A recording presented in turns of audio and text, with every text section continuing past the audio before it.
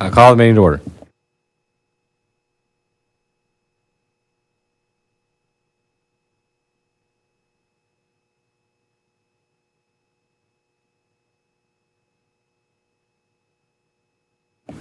Are we properly noticed? The meeting was posted according to law. Roll call. President Johnson. Here. Trustee Harding. Here. Trustee Holm. Here. Trustee Moody. Here. Trustee Nugent. Here. Trustee Seeger. Here. Trustee Wisniewski. Here. Okay. So I think Gene has something for citizen participation. You know the spiel. So why don't you come on up here and, no, citizen participation is always first. Just push the little person icon there. Yep.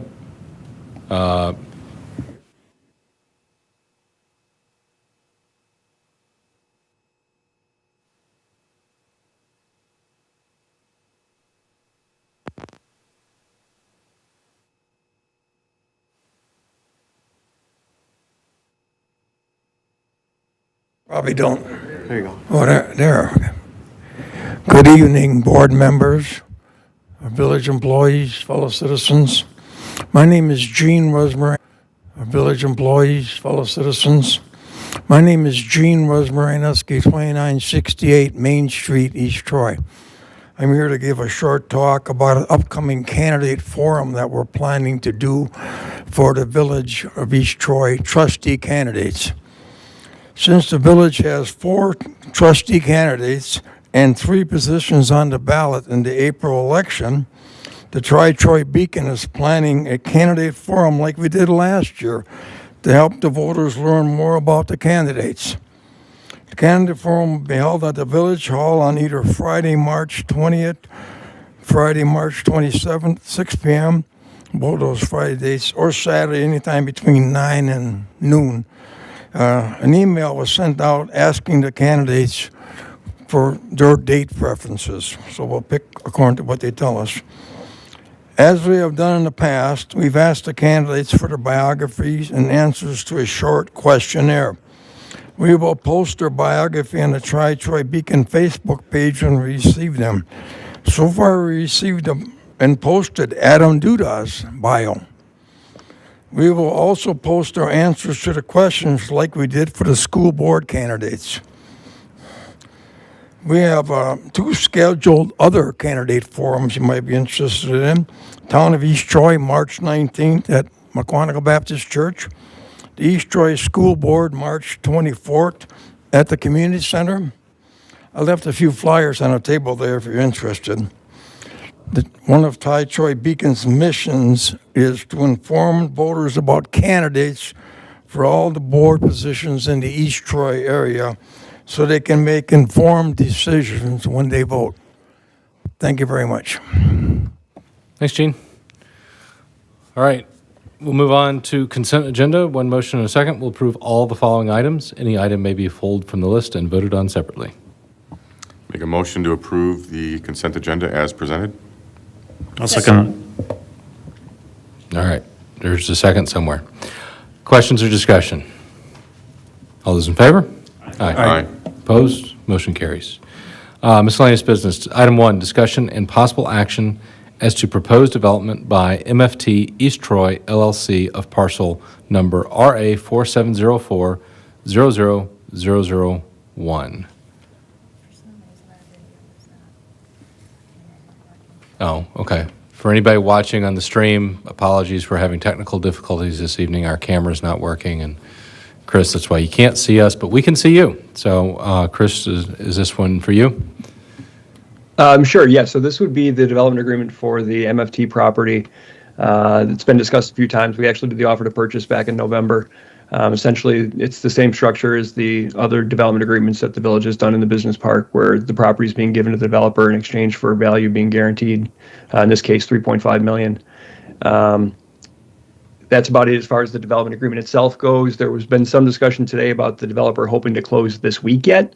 I don't know that we're in a position to do that, but to the extent that's something that was going to happen, if the village board's agreeable to approving the development agreement, I would recommend that the motion be made to approve the development agreement and also to authorize the execution of all documents necessary to effect a closing if you guys want to close this week. Otherwise, we wouldn't actually have to close till the end of March, so we could deal with the logistics at the next meeting.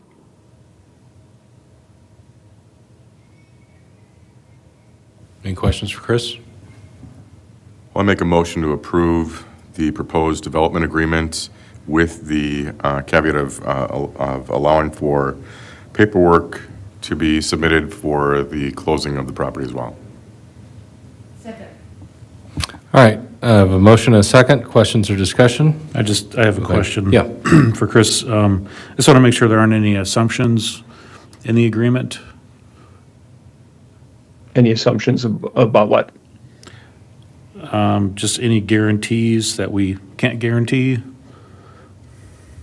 Well, I mean, there is a mortgage on the property from MLG, which we'll have to pay. This was one of the parcels that was purchased by MLG in December, I guess, when we closed on that. So there would be a payment that's required by the village as a part of that process. But otherwise, no.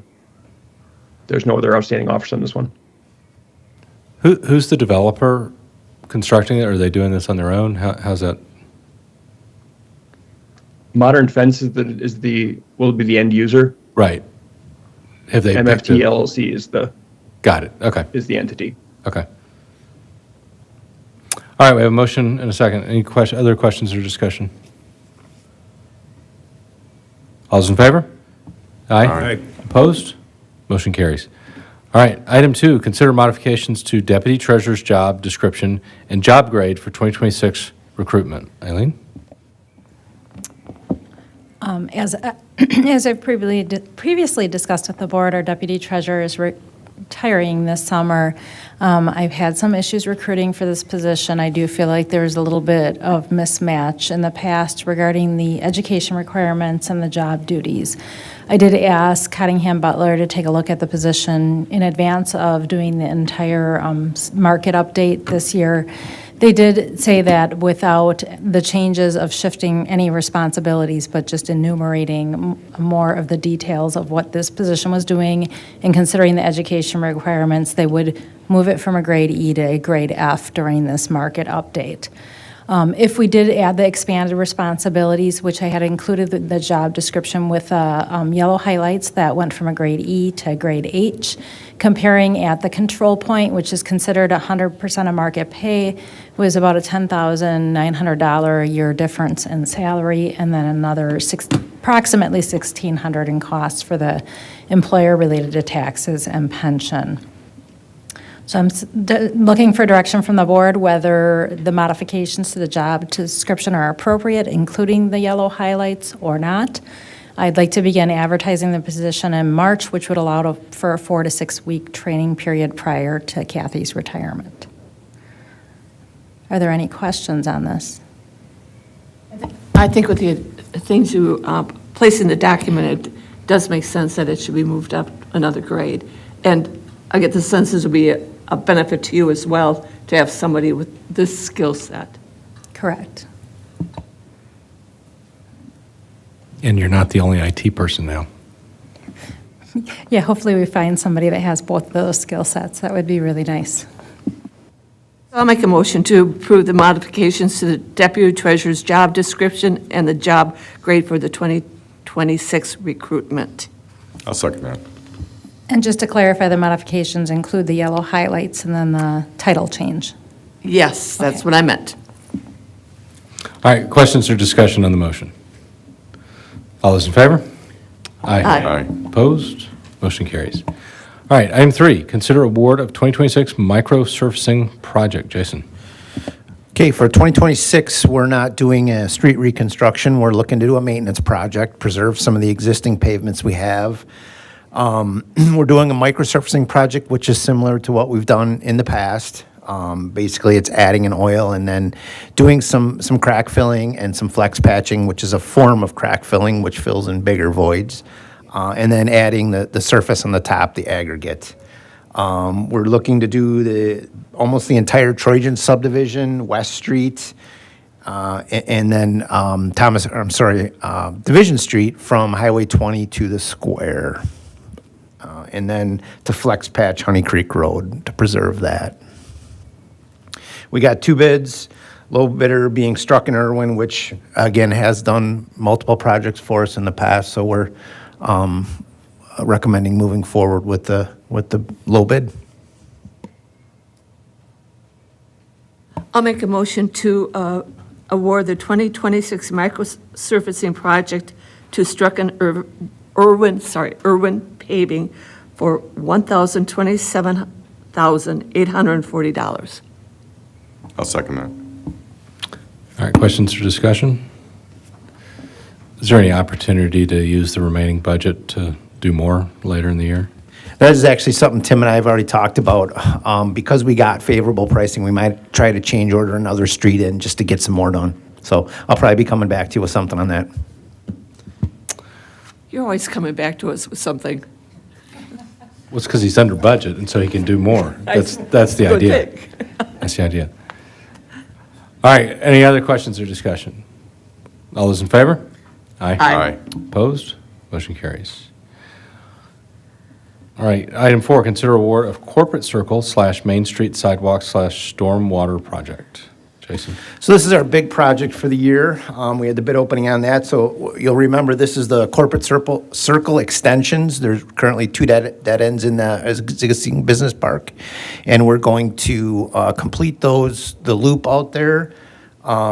We've got to upsize the retention pond for the remaining lots to be developed, and then we're looking to add the Main Street sidewalk from the Overlook Ridge development to the square. And then we added in some of our annual street patching work to try to piggyback and get some better pricing, which we feel we did. So we did get 5 bids back on that. The low bidder being Wanasak out of Burlington, again, done multiple projects for us. They're a great contractor to work with. And we feel we've got some pretty favorable pricing on this. If you look at the bids, there's quite an array there, but there's a couple of nice tight ones. So we're recommending moving forward with Wanasak on this project. Is the street patching just in the corporate, the business park, or is it all over the village? So the actual patching itself is just in Sterling Oaks. We're doing the intersection of Steeple and Sterling Circle there, and then there's a patch also by the Bible Church driveway that's getting pretty bad. So that was capital money we had budgeted for street patching, and that's what we've identified as the areas that we're looking to get patched this year.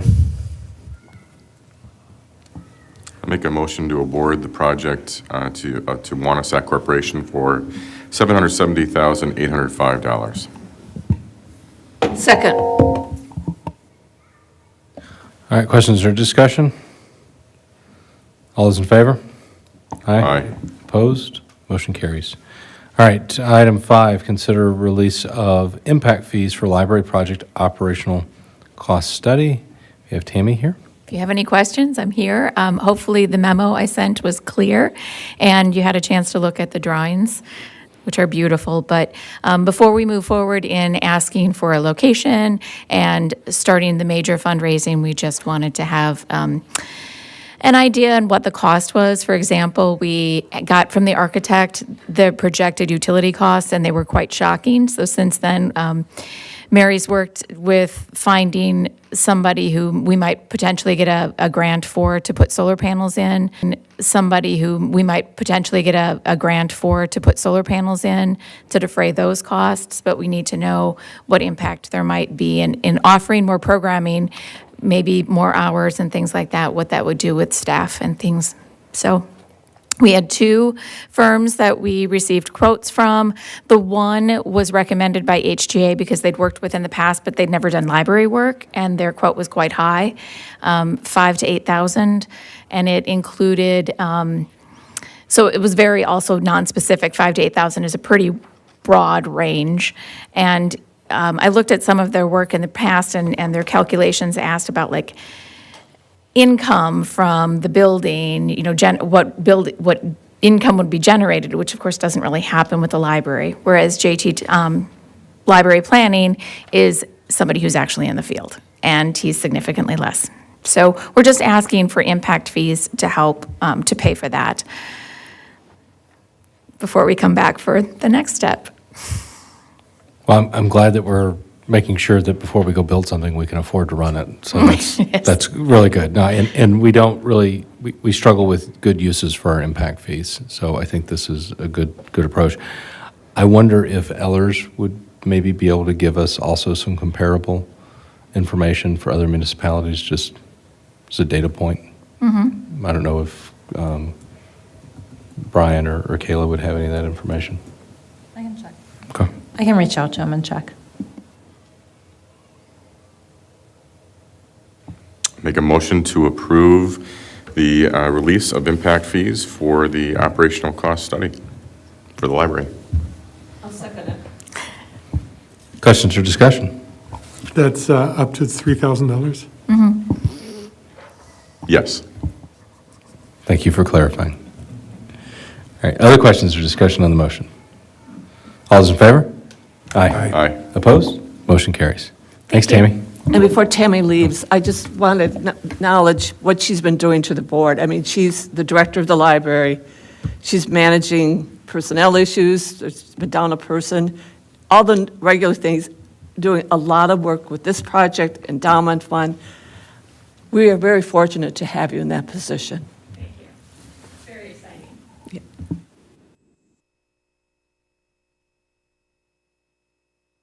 All right, item 6, consider approval of hiring of police officer. Chief?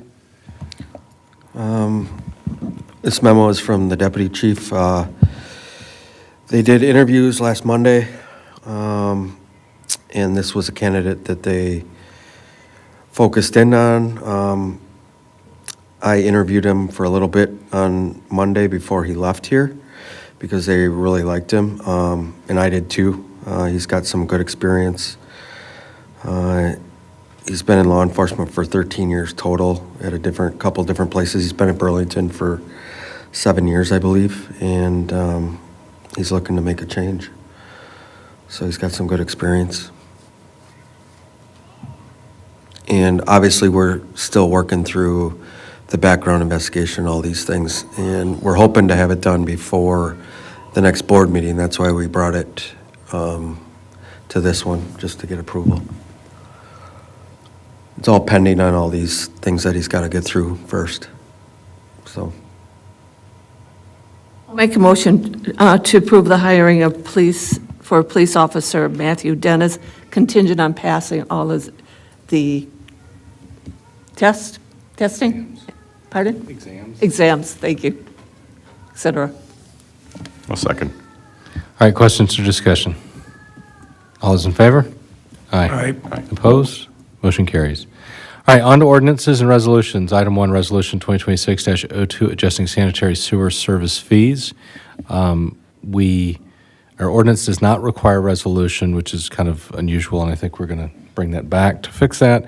But this was a little messy from our earlier motions, so this is just to formalize what it is we were approving when we did this a while back.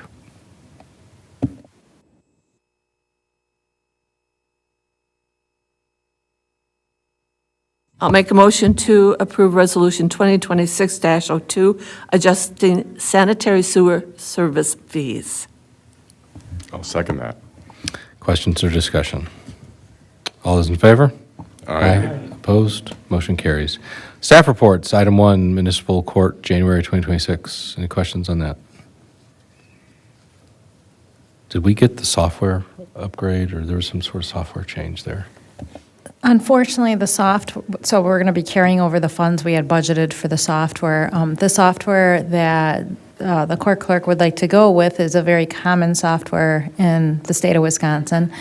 They are migrating to a completely hosted service, and they are focusing on migrating existing customers before they'll take on new customers. So it's been a little bit of a pain point for her. She's had some issues with some things that are supposed to be automatically transferring over from the police department, and it's been a real headache. I think it's resolved now, but it was took a while. Yeah, it was a big frustration. So we would all prefer to be on that software sooner, but it's taking longer than we would like. What is the software called? I have no idea. I can't remember. I know the town of East Troy uses Is the it Journal exact same. Technologies? Okay. No idea. All right. If no other questions on that one, item 2, 2026 Highway 20 resurfacing project update. Jason? So we kind of touched on this at the last meeting in my my quarterly report, but since then there was a bid opening, and I have a little more info for you on the project. We had a couple of items in there: the sewer manhole adjustments and water main valve boxes, and I'm not seeking approvals on that. Those are within my approval ceiling. So this is really more informative for you guys to let you know. Project is moving forward. In the summertime, they want to have it done before the buses hit the streets again. But there will be a closure of Highway 20 during this project. But obviously not what we went through the last few summers, but they're repaving it and adjusting manholes and making some curb repairs. Also, there is going to be a public information meeting held right here. And in my memo, it says late May. I believe May 27th is the date. There'll be information out on our social medias and with the exact date, which I believe is May 27th, and the time. Any questions for Jason? All right, and then committee reports, Booth Lake Memorial Park minutes from January 21st. Joe, anything to highlight? Yeah, I think we have 2 swim events this year. Last year, we had one early season, so we'll have one early season this year and then one later in the season. So, but just preparing for the seasons coming up. So. That's great. All right, so we're going to go into closed session in a minute to discuss with legal counsel regarding litigation. So I will move that we go to closed session under Wisconsin Statute 1985 1G to confer with legal counsel as to strategy regarding litigation in which the village is or is likely to become involved pertaining to the village's offer to purchase with Bryan Land Development for parcel RXUP 00256. Second. Roll call vote, please. President Johnson? Yes. Trustee Harding? Yes. Trustee Holm? Yes. Trustee Moody? Yes. Trustee Nugent?